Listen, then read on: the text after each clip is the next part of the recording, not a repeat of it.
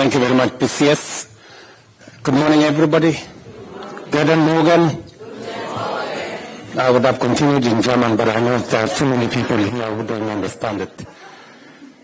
But let me first say I'm very happy to be in Berlin this morning because of a program and a project that is very dear to me, a program about finding opportunities for Kenyans abroad. Just in context, from diaspora, we raise close to $4.5 billion every year.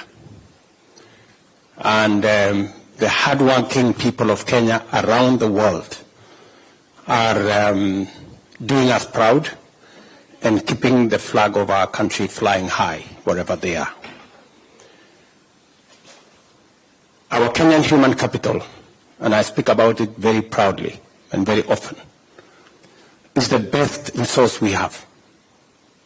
It is our gold, it's our oil, it is the asset that we have as a country, our Kenyan human capital. It is the reason why I have gone out of my way to make sure that we sharpen that human capital.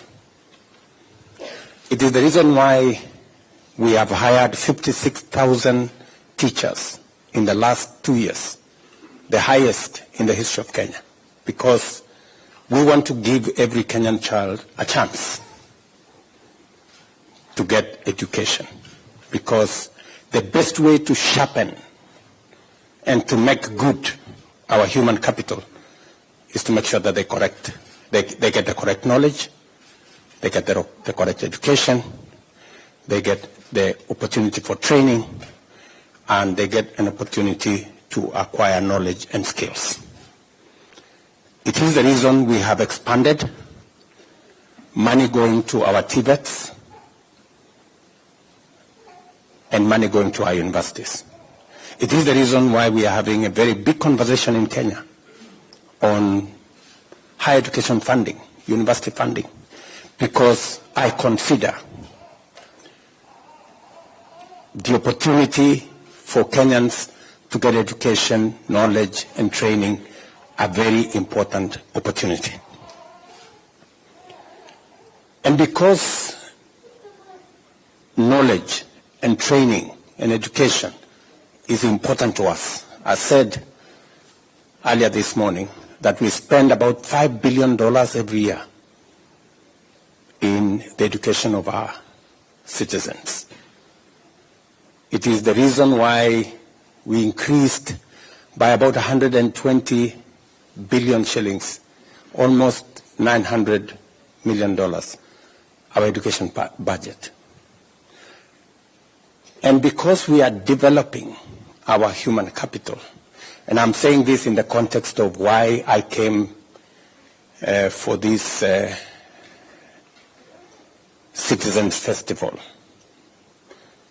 against the background of us signing the comprehensive immigration and mobility, labor mobility partnership agreement. It is because we must keep our focus on using the best asset that we have, our human capital, to drive our progress and to drive our economy. It is the reason why among the things that are important to us as a nation today is how do we create opportunities for the millions of young people who come out of college, who come out of school, who come out of our universities to get jobs. And I will give you 5 interventions that we are working with. Amongst them, the one we're going to have a conversation about here. It is the reason why we have, for example, starting with our housing program. Our housing program today creates 160,000 jobs.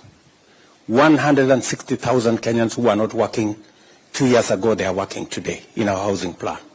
Real people. I went to inspect the housing program, I think it was on Monday, in Kibra. And it's amazing the number of people, the number of young people.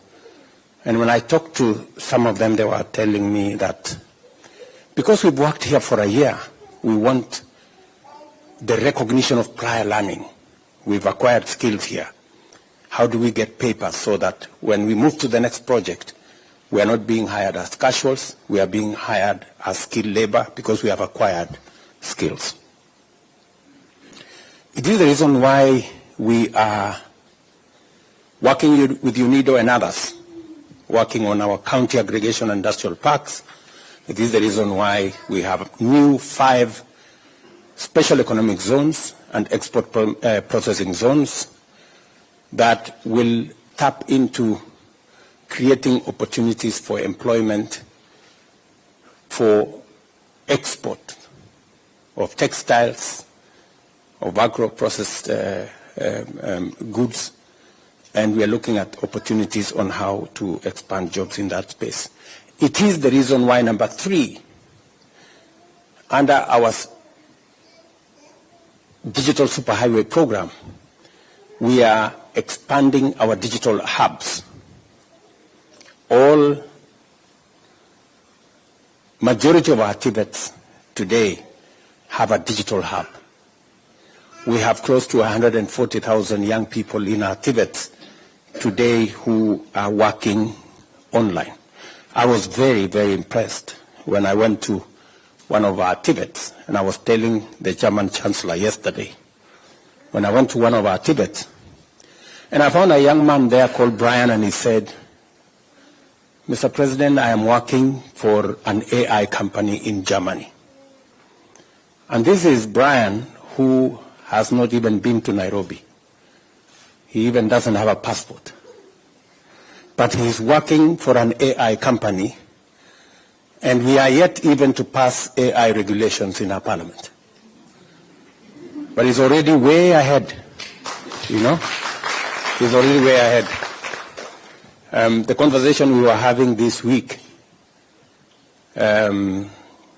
was how we are going to work with Parliament so that we can begin to find a regulatory framework for artificial intelligence, because we have so much benefit coming out of artificial intelligence, how we can leverage on it to make sure that we have all that we need, but also it comes with fake news, misinformation, disinformation.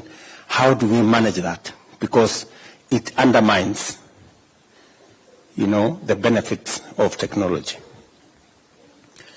And number 4 is export of labor.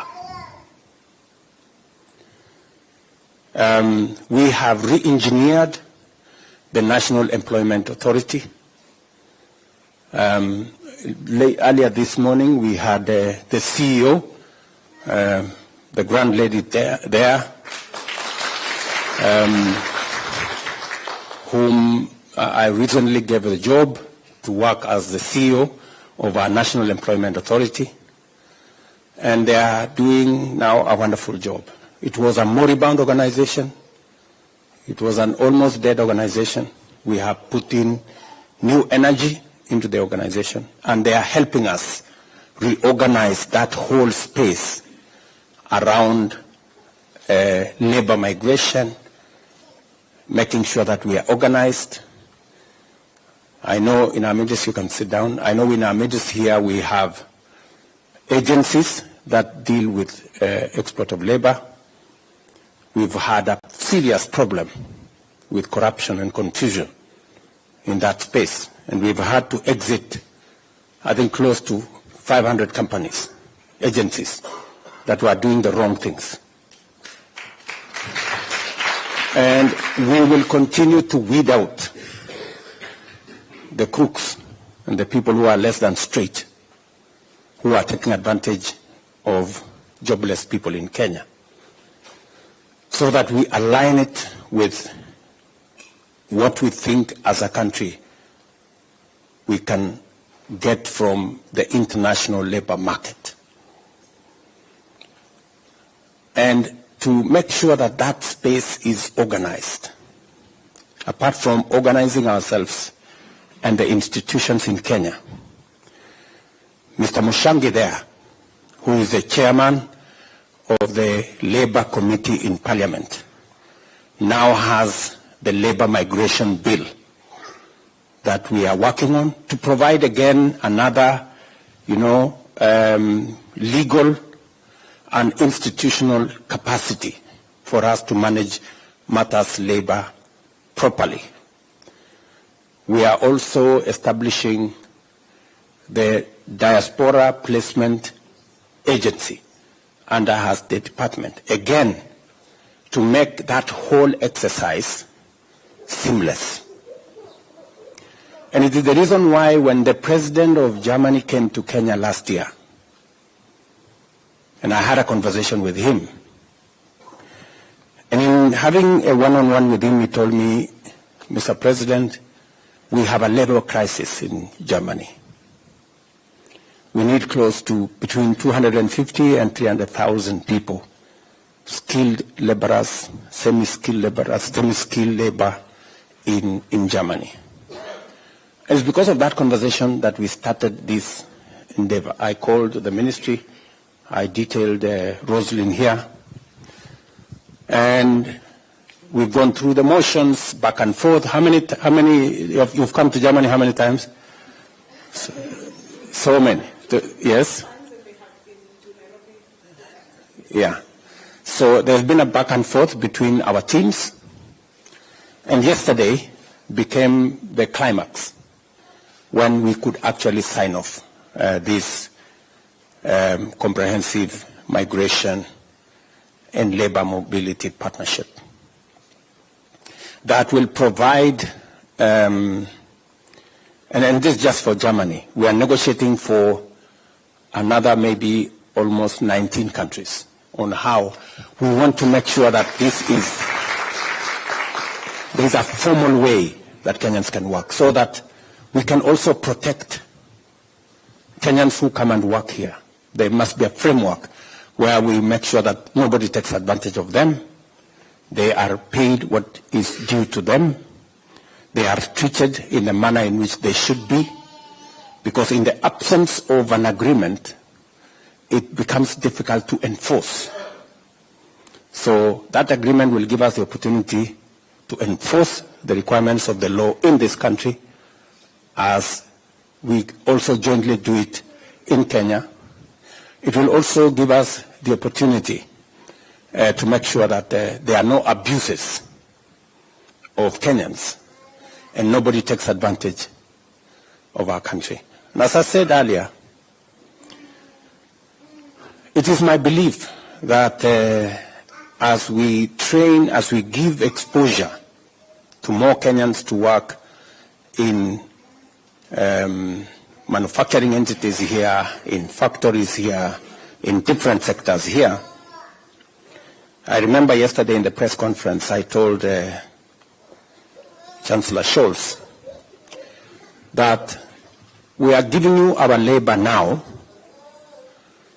but in a few years, I am sure that your industries will be moving to Kenya. And I am asking those people who have an opportunity to work in these manufacturing entities and all the other sectors to have in focus that the skills you are acquiring, the experience you are getting will one day be necessary for us to use them, as these factories will eventually, because they will. Eventually, these factories, it will not make business sense for them to be here. It will make business sense for them to be in Kenya. Because, so we are providing the connection that will finally get us moving. We will be having a conversation with the manufacturing entities later this year We have the Business Summit, German-Africa Business Summit in Nairobi in December, where again we will be discussing collaboration between the business entities in Germany and the business entities in Kenya, connecting the chambers of commerce between our two countries. I know we have the representative of the Chamber of Commerce right in our midst here, and looking at what opportunities we can explore together. So it is in this context that I am today in this great city of Berlin. Of course, aside from the fact that I also got an opportunity after President Steinmeier put a call to me early this year. I remember it was in the afternoon. And he asked me, Mr. President, we want Kenya to be the first country outside Europe to be the profile country in our Citizens Festival. It was a great recognition for our country. And I said, okay, it's an opportunity for us to come and showcase Kenya, showcase our talent, showcase our culture, showcase our music, showcase our creative economy. And I'm very happy with the collaboration and what I saw yesterday. It is a moment for us to celebrate as a country. It is one thing I'm very proud of, that we have managed to build a very positive profile globally for Kenya. And today, many people in the world see Kenya from a different point of view. So to you guys who are in Germany, you are our best ambassadors. They say East-West, home is best. And when actually the question came in the press conference yesterday, and there was this perception that, oh, maybe the Kenyans who will come to Germany, they will refuse to go back to Kenya. I told them we have a very beautiful country. We have a very beautiful country. And we are very proud of our home. And so nobody should mistake the fact that we are sharing our talent with the rest of the world. Nobody should have any mistake that we have a home. And we are very proud of our country. So we will do what we have to do, not just in Germany, but in all the other places in the world. But we know that finally we have a home to go back to. So otherwise, let me stop there. I do not want to monopolize this meeting. Let me stop there and to say I'm very happy to be here. My apologies that yesterday we were not able to make it to the meeting because I think there was a scheduling problem. We arrived here, I think 3 hours late, and therefore we had to push back some of the items because I was on the schedule of the leadership of this country.